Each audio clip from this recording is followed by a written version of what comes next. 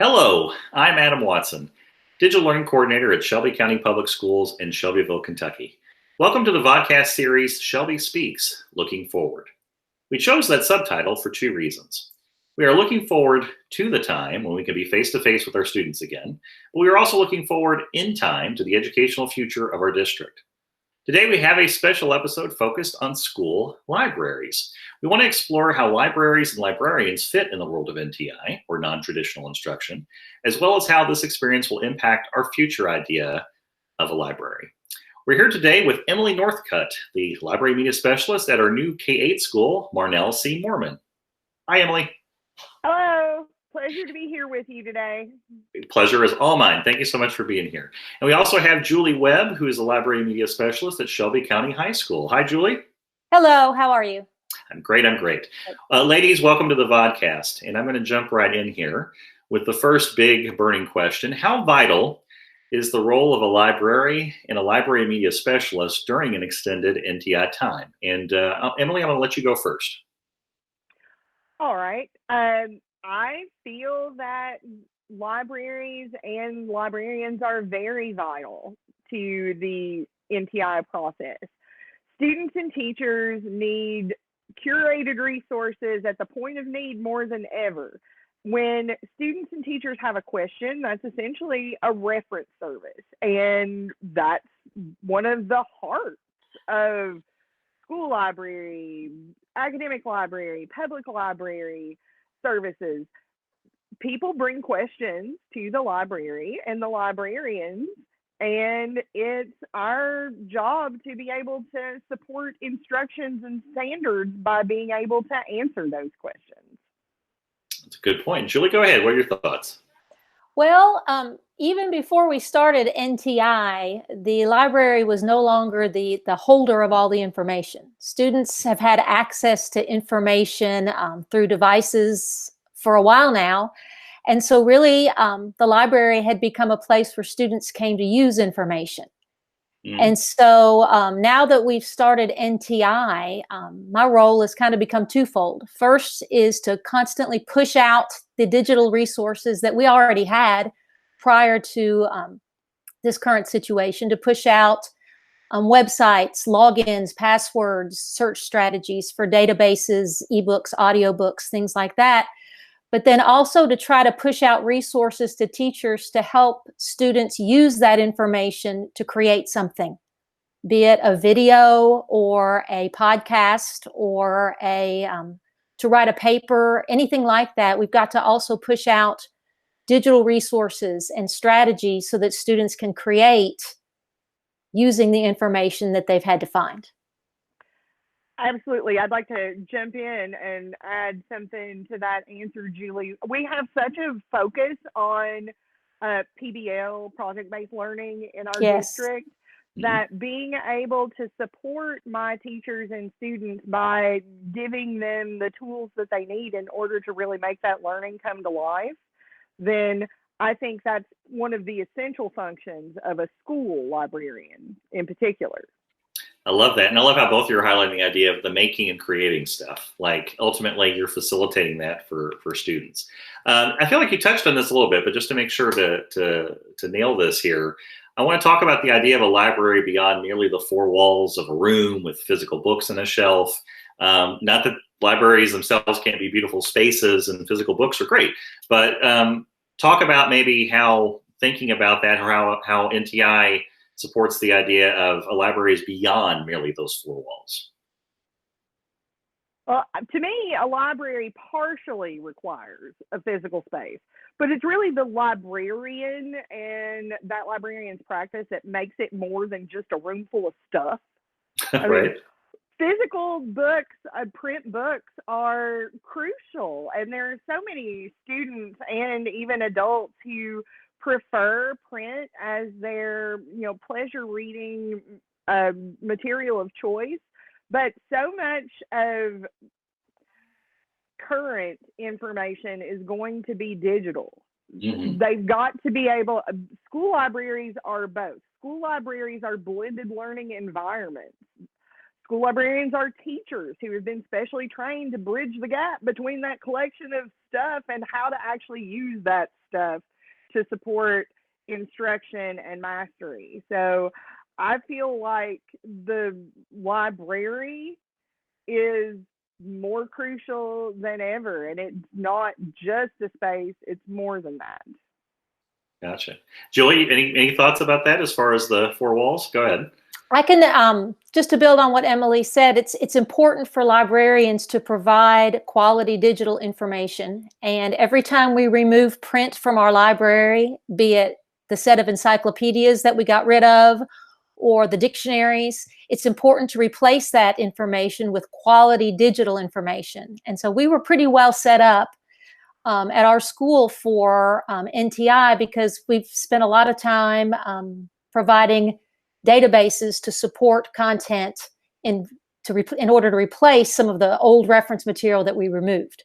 So we were pretty well set up with databases and ebooks and audiobooks for this situation. I love it. I love it. Well, and I'm only going to add a little bit to both of what you just said. From having several podcasts we've recorded with teachers, I think the thing that's really lovely about a library is that it's a congregational communal space. And that's the challenge in our time right now is that you don't physically have that space. And I'm sure you're going to miss that coming back, or looking forward to getting that when you come back. But and things that we're about to talk about and touch on here, you all have both done some really awesome things of, hey, without the lack of a physical community space, how can we virtualize that and make community in other ways? So I'm going to pivot first to Emily. On that note, Emily, a little back history for those that are watching and listening to this podcast. For half the year, half of this school year, you were waiting on your school to finish being built. It didn't open up for students until December 2019, right before the winter break. So talk to me a little bit about what ways did that experience maybe prepare you to be more flexible and innovative? You're already very flexible and innovative, but you had to even be more so, and maybe that helped prepare you a little bit for this NTI. Well, frankly, Adam, in the 10 months almost that I've worked in the Shelby County schools, I started in Shelby County on July 1st of last year. I have only spent 3 of those 10 months physically in the Marnell C. Moorman Library. So I've already had to find a lot of innovative ways to make it work. I've got to identify a need, I've got to find the tool that's going to do the job, and then I've got to make it work. Mostly by collaborating with teachers as an instructional partner, that I've had to build relationships with my colleagues, even if it's been in small doses at a time, because I was going to all of our contingency schools and either dropping in on those individual classrooms. I was making partnerships with the librarians in those buildings in order to bring our students in to get even just that basic level of service going. But ebooks have been huge for Marnell C. Moorman, and we've used a variety of different platforms, including finally when our own catalog was able to come online in November after a planning process that started in July and August. Our students have had to get very comfortable with a variety of digital tools before we got to this point. And I think that the Marnell C. Moorman teachers have done an amazing job with still being able to have the community built in all those different locations that we finally got to put together. And then even to farm it back out again in these digital ways, we're still finding ways to connect with our kids. I love it. I love it. And going on with that theme of, creating a virtualized or digital community when you're struggling to find a physical example of that when your school wasn't open yet.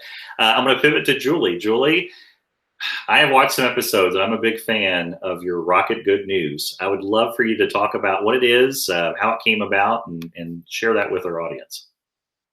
Um, Rocket Good News was kind of a collaboration between one of our assistant principals and I, Bart Rutger, and we wanted desperately to make our students and our families and our staff to still feel connected to each other, even though we're not together on a daily basis. And so we modeled it after some different YouTube channels and some YouTube shows that we had seen that have come out since the quarantine. And we decided, even though we were both novices at something like this, that we would sort of embrace that novice feel and just make it and just do it. And even though it wasn't professional and it wasn't very good, that was part of the charm. And so the first episode was just some things that we had already seen and heard that students and staff had been doing, some positives in the community and with each other. And we put those together in a 5 or 6 minute Rocket Good News report and got such wonderful feedback from families and shared it on social media and students. I saw a tweet from a student that retweeted Rocket Good News and said, "I love my school." And that's exactly what we were going for. And so we've created 3 episodes so far. And just to interrupt you, they're on Yes. YouTube, correct? Yes, they are on YouTube. Okay, gotcha. Yes. And once we started, we have been flooded with teachers and students sharing things that we can put into the next episode of Rocket Good News. And so our joke is always, we promise we'll get better. And we've gotten a little bit better with each episode, and it's been a lot of fun. Well, that's a great growth mindset. We promise we're getting better a little bit each time. I have to say, I watched a few of your episodes, and I'm very fascinated, and I've become a big fan of Barb. So can you share with our audience who Barb is and Sure. how? Yeah. Barb is a local celebrity at Shelby County High School. She is the llama that belongs to one of our PE teachers, Mr. Page, and she is the protector of his sheep. And all of the students know Barb. And so when we were interviewing Mr. Page, we knew that everybody really just wanted to know how Barb was doing. And Barb is who cares about Mr. Page? It's Yes. about the llama. Yeah, go ahead. Yes, Barb is thriving, and she is thriving during the quarantine and doing well. And everybody was really glad to see Barb. So yeah, that's awesome. Well, as I get close to the wrap up here, one more question for both of you, which is, how has your experience during NTI changed your thoughts on what you will do differently in your library when you're face to face with students in the future? And Emily, let's have you answer first. Well, actually, one of the things that I wanted to mention is that it's not necessarily a new thing that I'm trying now, but I went into this whole school year with a hashtag fail forward mentality because I think that's what helped carry me through all the variety of change that I went through in order to get to this point. And I'm constantly trying to find ways to do things differently in order to get the things done that I think that our students deserve. And so our Spartan News, we didn't have a Spartan News up until January because, well, again, we've already talked about we didn't have a building yet. Right. So we started doing our Spartan News program, and we're filming it with my iPhone, and the tag teacher and I are putting it together and helping kids.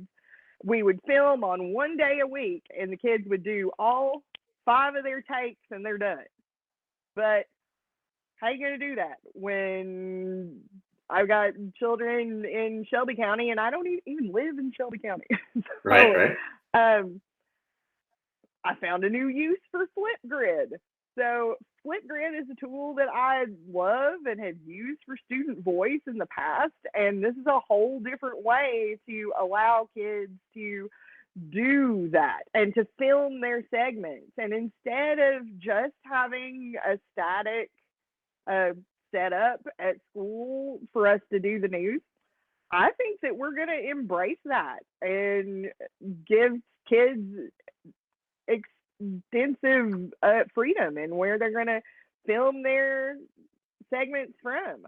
Also, I feel like adding more tutorials to my library's YouTube channel is going to be something that I've embraced now, and I feel like I need to go even further. I need to have all those things to be able to point people towards. I've got to up my social media game.